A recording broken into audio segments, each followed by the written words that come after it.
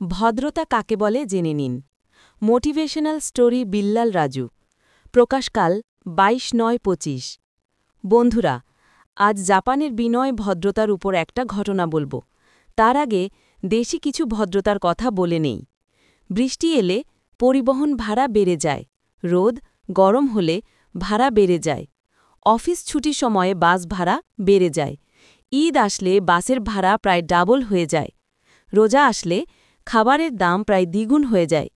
দোকানিকে জিজ্ঞেস করলে বলে, কোনো ব্যাখ্যা আমার জানা নেই, নিলে নেন, না নিলে ভাগেন। এবার আসি জাপানি ঘটনায়।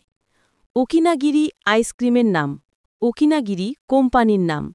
দীর্ঘ বিরতির পর 9 সেন্ট দাম বাড়িয়েছে, যা বাংলা টাকায় 9-10 টাকা হবে।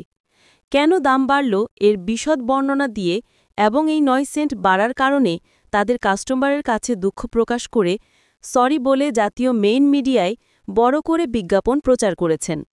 আমরা জাপানি পণ্য আমদানি করে ব্যবহার করতে পারি, কিন্তু তাদের এই মানবিক গুণাবলী আমদানি করে নিজেদের জীবনে ইমপ্লিমেন্ট করে ভদ্রলোক হতে পারি না।